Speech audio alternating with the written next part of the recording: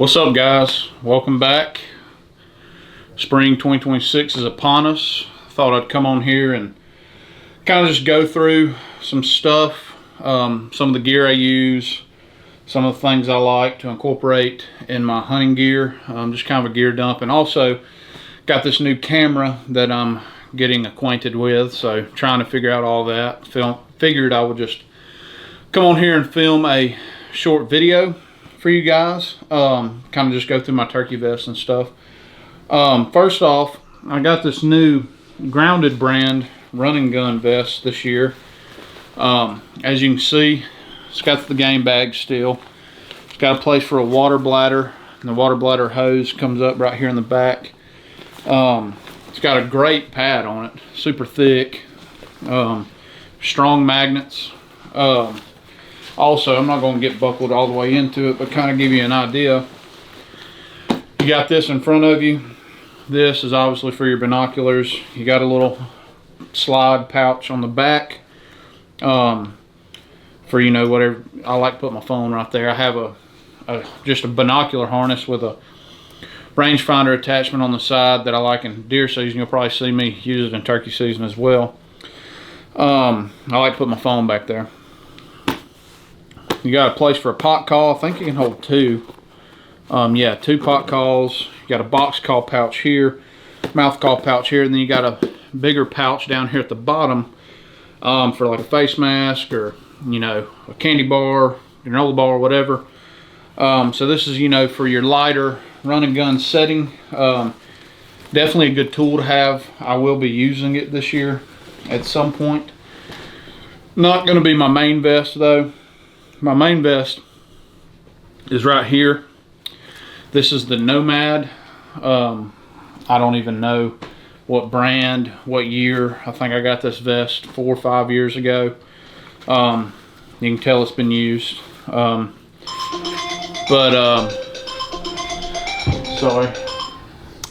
Let me mute that. But you can tell it's been used, but I love the familiarity of it more than anything. It is a little heavy. It can get a little hot in the springtime. But as you can tell, it's got the game bag, big seat on it. We'll start with our main sections of the vest. First off, let me get y'all a little lower here where y'all can see more of the vest. You got your pot calls here. This is my main pot call here. I like running. It's obviously the Black Label glass. I don't know exactly what wood this is. I don't get into that a lot, but I do know it's a great sounding call. Obviously, me and Philip both are on the Black Label Pro staff. But I truly believe in these calls. Struck a lot of birds with this pot call right here. That's my definite go-to. I also have an Heirloom pot call.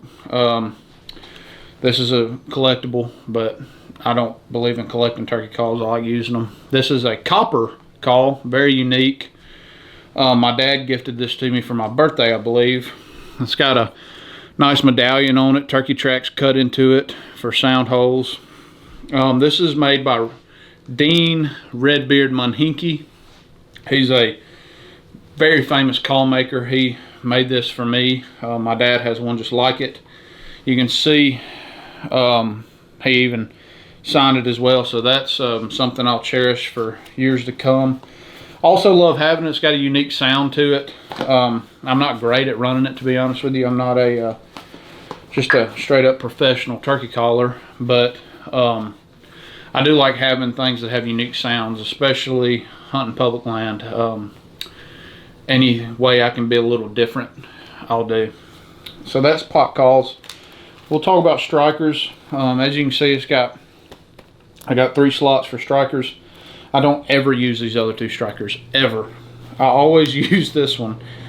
I'm sure most of y'all know it. It's the old 777 from Primos. I've just always used a 777 striker. I don't think it sounds any better, any different than the other strikers in here. It's just familiarity. Once again, I feel comfortable with it in my hand, so I pair it up with any pot call that I'm running.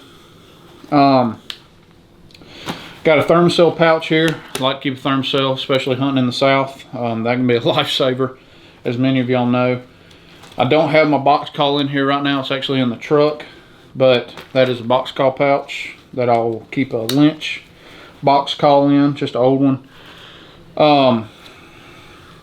So that is the pockets here. I got some mouth calls here. This is just, you know, I've been playing with them, you know, getting ready for spring, tuning things up. This is one of the Ghost Cuts from Black Label. Obviously, I run Black Label mouth calls, and I love them. I stand by them. Pro Custom V is definitely my favorite. We also have a new V cut this year. It's for Will Roberts. I got it laying around here somewhere.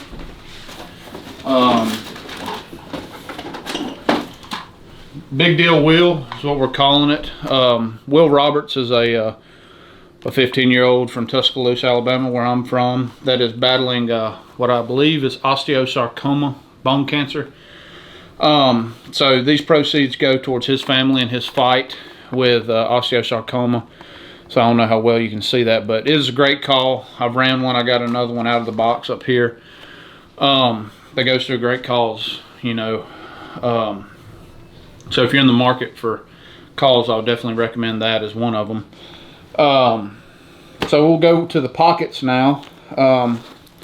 In this pocket, I keep something that's very sentimental to me. This is my late grandfather's wallet. He passed away when I was, I think, 5 years old, but he was a big-time turkey hunter. Loved to turkey hunt, loved to be outdoors, loved to fish, just like me. This is a wallet, an old wallet he had. It's got his initials on it. I just keep it in my vest as a way to kind of take him with me on the hunt. Just something that is sentimental with me, makes me feel like he's with me on the hunt. So I like keeping that in there. In this pocket, I did and will have face masks and gloves. I keep 2 face masks and 2 pairs of gloves in there. I actually just put them in the washing machine because they were a little rank, to put it lightly. So I'm gonna wash those, but I love to keep 2 pair, because one, you never know, you lose one, you rip one, or you're hunting with somebody that forgot theirs or don't have one. You know, I like to keep a spare of both in there. In this pocket, I keep a thing of bug spray. Sometimes when in the warmer days, you know, just hit my face mask with it or whatever. Keep the gnats and mosquitoes off of you. Also keep in this pocket, keep some call conditioning stuff. I got this little cheap stone here that I'll use on my glass calls. I keep chalk in here, you know, just stuff to condition calls with sandpaper or whatever. And here I keep a crow call. In here now is not the crow call I'm going to be running this year. I'm now running the Rook by Black Label. So I didn't even know I had that crow call in there still, to be honest with you. But that's kind of it for the pockets. As you can tell, I do run a water bladder on my vest. This is not going to be the one I'm running this year. I need to take this one off. As you can see, I have it zip tied in there. But I do highly suggest running a water bladder. This year, I bought a new one. This one holds 3 liters. Really got this one just because I needed a new one. This one, you know, a couple years is, I don't really want to run the same water bladder. This one's a Camelback. It holds 3 liters, and what I do love about this one is the handle. For when you're filling it up in the morning. I've had many mornings where I'm on the tailgate filling this water bladder up that doesn't have a handle, and you got to like lay it flat, fill it up, it'll spill, you know. So I love that it has a handle on here, and it also holds 3 liters. I doubt I'll ever put 3 liters in it just because I don't want to carry all that extra weight. I also love that it has a little bit of insulation on the tubing itself. On this one it does not, so all that water in there can get hot in the middle of the day. Not that it matters, you just need to stay hydrated. It also has a shut-off valve on it. As you can see, it's got a little nipple bite piece there, easy bite.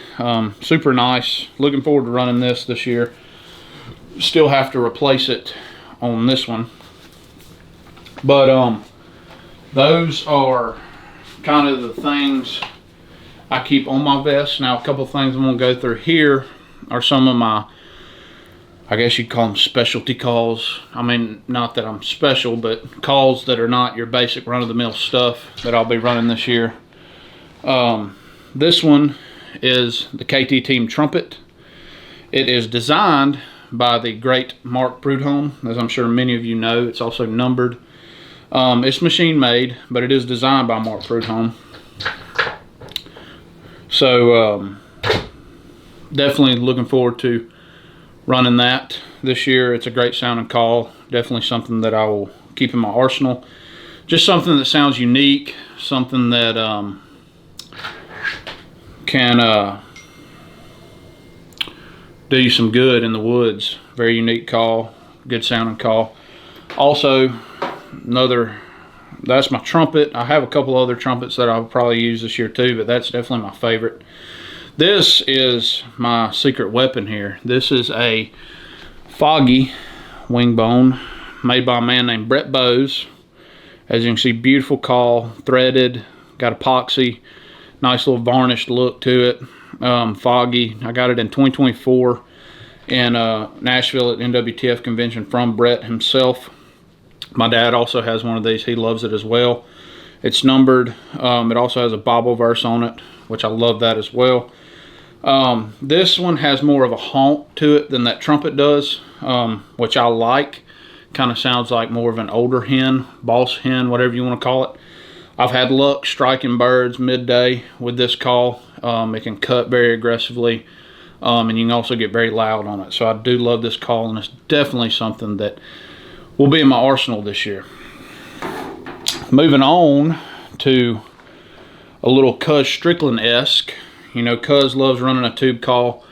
This is a tube call that it's just wooden, latex, very simple. I didn't run it last year because I didn't have any latex. I bought a mouth call jig, a little jiggy from Bone Collector to try to make my own mouth calls. Ended up figuring out that that is not for me. Way harder than you would think. But I did take some of the latex from it, and I'm planning on using this year. This will cut like no other. You can even gobble on it if that's something you're into. Not something I do a lot of in the woods, but something I know other people have success doing. It'll get very loud. Great locator call to keep in your vest, so that's definitely something that I will be running this year. That's kind of it on the calls. You know, I try to keep it pretty just cut and dry on the calls. The trumpet and wing bone are definitely some of my favorites. I just feel they have a unique sound. And it's just something to be a little different in the woods. You know, these public land birds especially, they get everything thrown at them over the spring. So any edge I can get to sound a little different than somebody else, I'll take it. And so that's why I enjoy running a trumpet or a wing bone or something like that. So that's kind of it for the vest. I'm going to walk you through my gun setup. I actually went and patterned it today. I'll show you the pattern as well.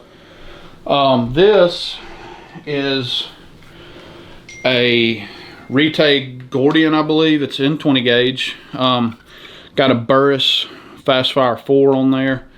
Red dot. I'll just like having a red dot because that way I know I can sight it in. I know where my pattern's at when I pull that trigger. Just gives me another layer of confidence to my hunting. I got a Pinhoti True Lock. I believe it's a 562 in there. I like this gun. I shot one at my family farm with it last year that y'all saw on the YouTube channel. I also love a pistol grip. Some guys don't. I love it. I'll never not hunt with a pistol grip from here on out. Just because when you're setting up, you know, you can be a lot more relaxed and still be on the ready versus kind of having to be up here in your gun. You know, with that red dot, you don't have to be down here. And that pistol grip, you can kind of relax and kind of get tucked in up against a tree. So I prefer it. Some guys don't. Nothing wrong with that. Just my personal preference. but it has been a great gun. It's super light. You know, you can hold it with one hand. If you ever got to make a, you know, off the wall shot, bird comes on the other side that he's not supposed to, like they do a lot of times, you can do that as well. But that is my gun setup. The shells I'm running in it are these Rocky Ridge Ammo Company. These are 2-ounce payloads in a 20 gauge, so big dog shell in a littler or a smaller gun, I should say. Turkey Hunting Company, these guys turkey hunt, they know what we're looking for. Not sponsored, obviously.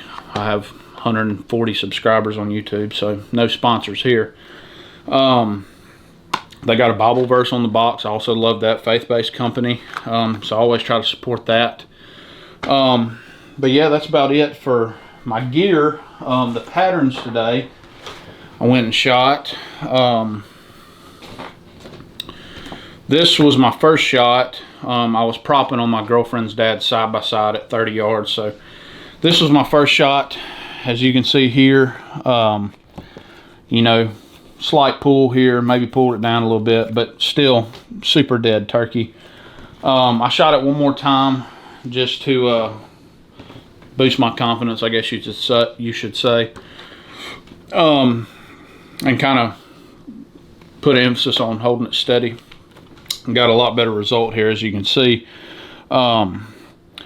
This was my second shot. As you can see, I mean, a nice even pattern here.